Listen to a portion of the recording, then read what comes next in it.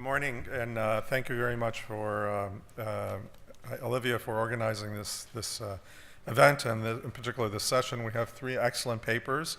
The first paper will be presented by Nadia Karam-Sheva from the Congressional Budget Office, and then Andrew Biggs will present his paper, and then Nico Valks from the International Monetary Fund will present his paper for his co-authors. Brett Hammond will discuss the papers, and then we'll open up the floor for questions. These papers have different approaches, and so I think that it'll be a very rich presentation. So, Nadia.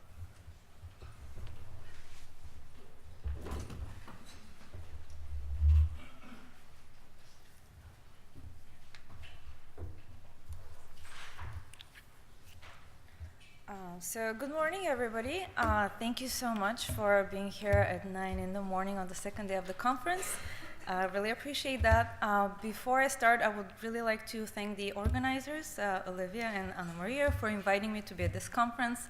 It is really a privilege to be here and to speak in front of such a knowledgeable audience. So my co-author Barb and I Barbara Butruk at the Urban Institute started looking at this question a few years ago, first doing some analysis with the Health and Retirement Study, and now I'm going to show you results from an updated paper in which we used a survey of consumer finances. But this question about the relationship between work and debt is pretty much still an ongoing research project for ours. So I'm really looking forward to the comments from the discussant, but also I just want to welcome any comments or suggestions that you might have at the end of my presentation during the Q&A in terms of what other things might be interesting to look at. So, of course, before I start, I should make it extremely explicit that the views expressed are just those of Barb and mine, and they're not the views of the Congressional Budget Office. Another reason why I'm excited to talk about this topic is because yesterday during the Q&A after one of the sessions, there was this question, do we know anything about the relationship between debt and labor supply? And I'm excited to say that I can say a little bit about that today. So, another nice thing about yesterday is that so many of the presenters already set the stage about rising household debt, so I can go pretty quickly through my first introductory slides, and I'll try to focus more on what is new in this talk.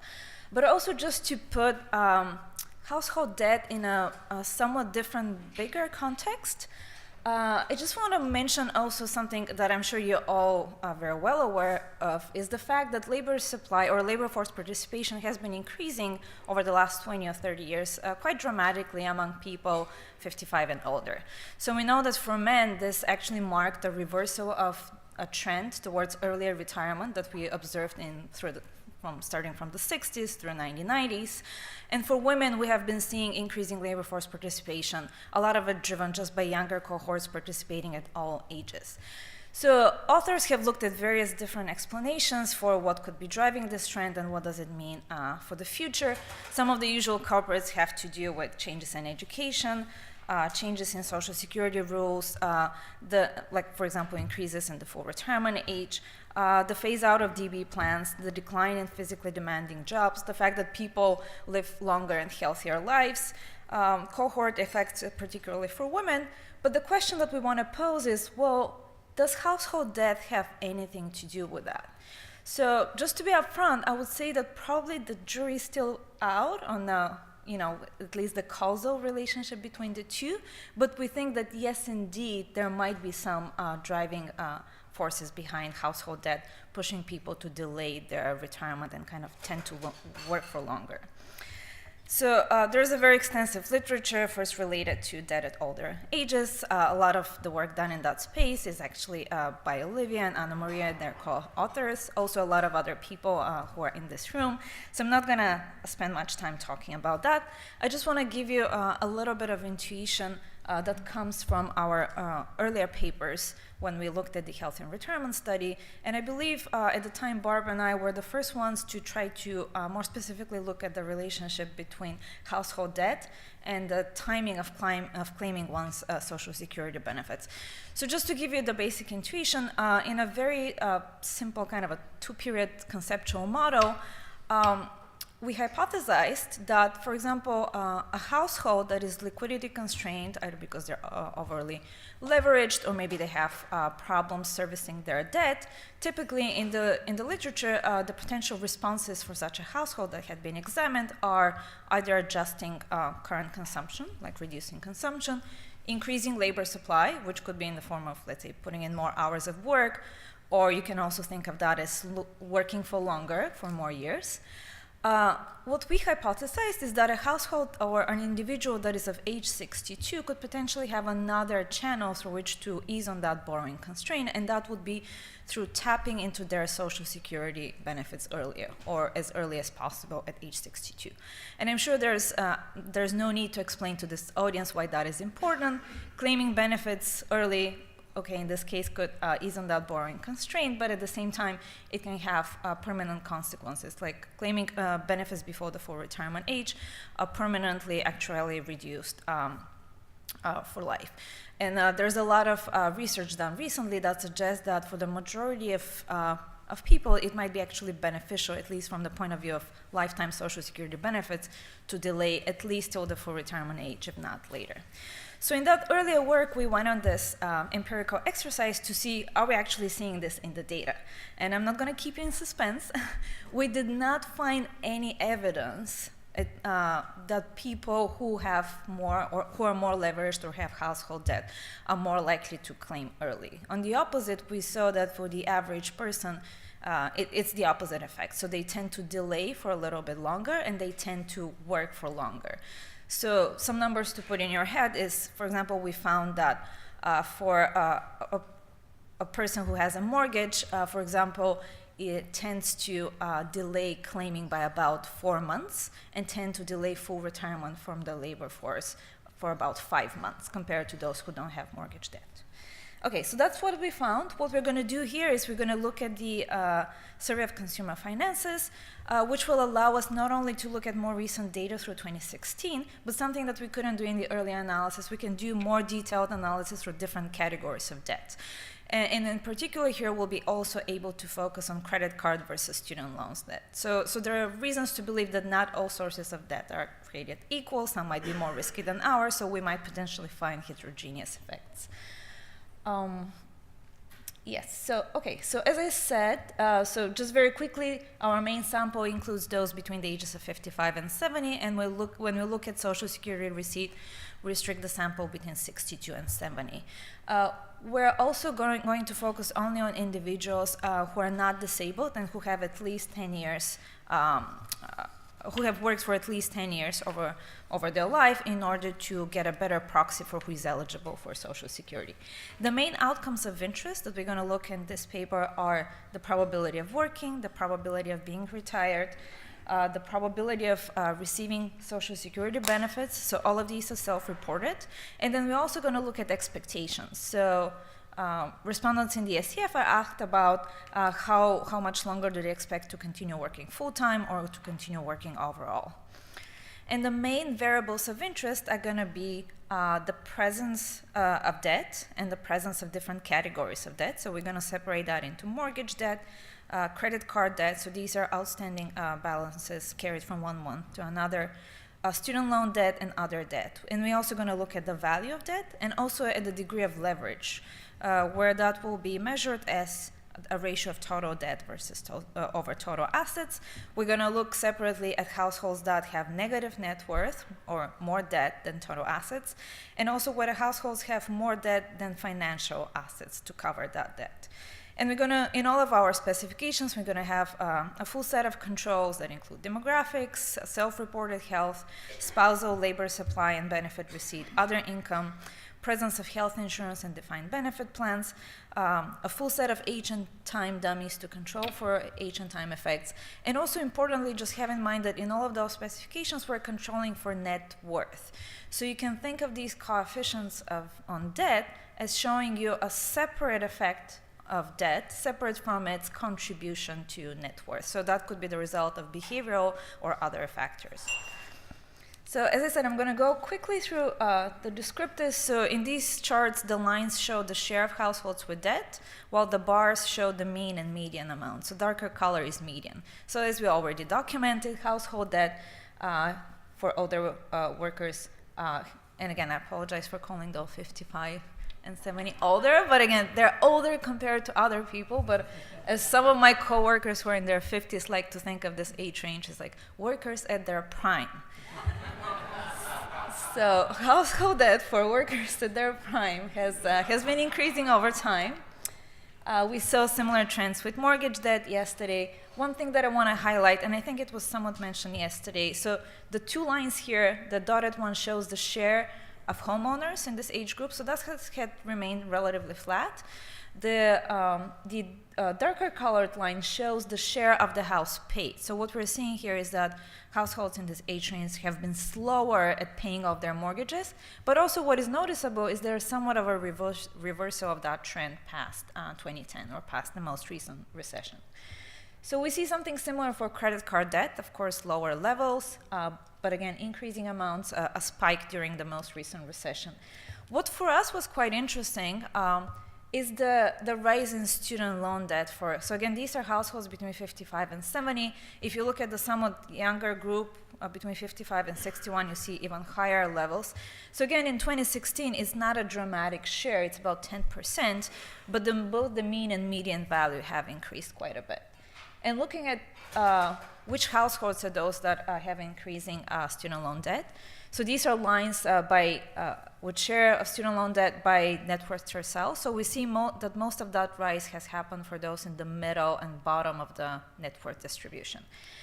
Who is this debt for? So the chart on the left shows the share of household debt, but then separated by whether that's for your own or spouse's education or for your kids. So we see that for those in the bottom tercile of wealth, roughly 50% is for your own student loan, your own education, and another half for your kids' education. When you move towards the middle and the top of the wealth distribution, you see that debt is mostly for the children. On the right, these are the mean amounts of debt, again, either for your own or for your kids' education. Here, actually, we do see somewhat higher levels for your own debt in the bottom tercile of wealth, but I would say overall not that much of a difference. So the mean values for those who have it are between 30 and 40,000. So something else interesting is to look at the share or the composition of debt. So the bar on the very left shows for the overall population 55 to 70 that, not surprisingly, mortgages are the predominant type of debt.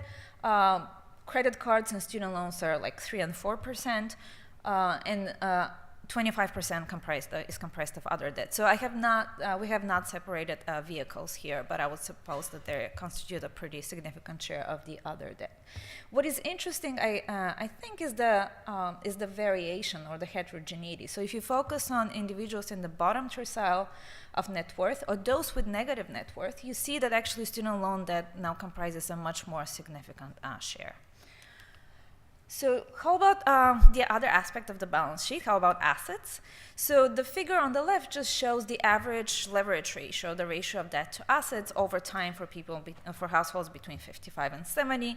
So again, we see more than a doubling in that ratio over between 1989 and 2016. Again, a little bit of a decline past the Great Recession.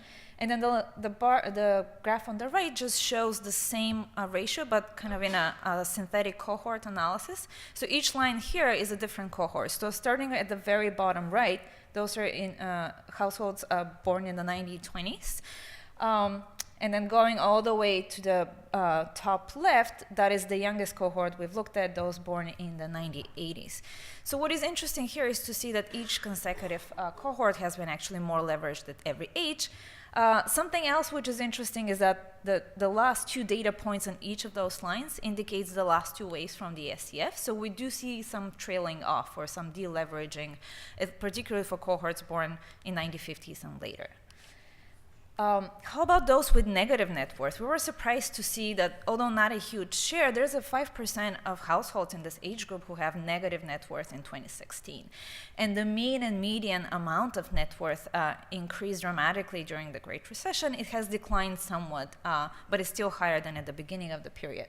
And this is in the paper, but not here. Actually, a lot of that decline in 2007, 10, and 13 is driven by negative negative home equity, while in 2016 you can see that actually most of that is comprised of student loan debt.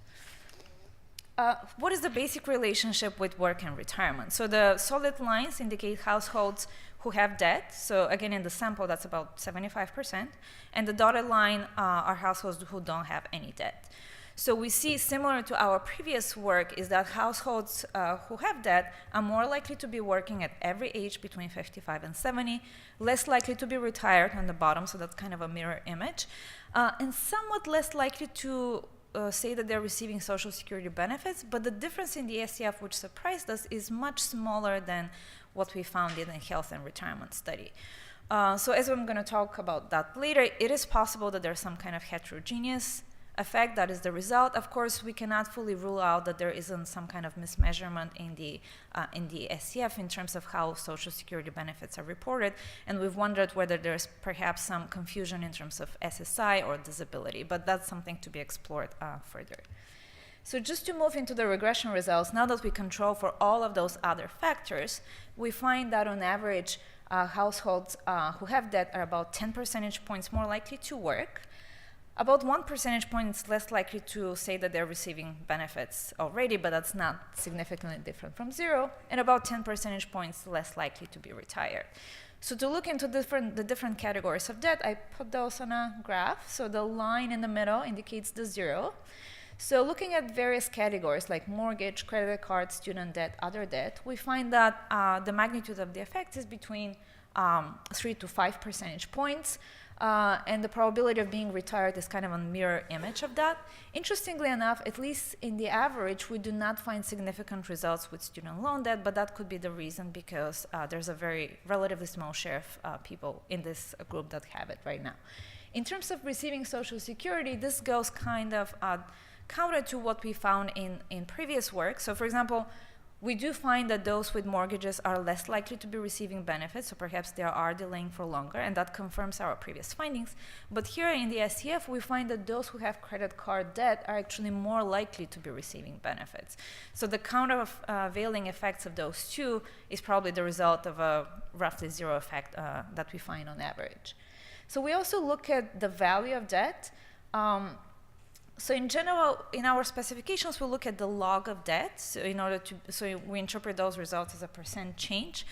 In terms of that calculation, we find that a percent increase in debt has similar in magnitude effects on work or retirement, regardless of the category. However, we do find that when we look at the different categories, because households on average have much lower amounts of credit card debt, a $1 increase in credit card debt has a much more significant effect on work or retirement. So put those a little bit easier to interpret. We translated the results into, let's say, a $10,000 increase in mortgage debt. And by the way, I'm sorry for, I noticed that there was a typo in my arrows. So the arrows that go in front of work are supposed to be pointing up. So we find that a 10% increase in mortgage debt results to a pretty small effect of 0.3 percentage points increase in work, 0.4 decline in retirement, 0.1 decline in Social Security receipt. When we look at a similar dollar increase in credit card debt, we find considerably larger effects. So $10,000 increase in credit card debt results to 9.4 percentage point increase in work, 11 decline in retirement, and 9 decline in Social Security. And other debt falls somewhere in between, and so does student debt. We also looked at the degree of leverage.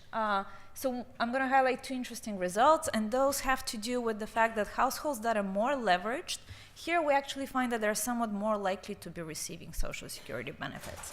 And this number here indicates that households who have negative net worth are also more likely to be receiving.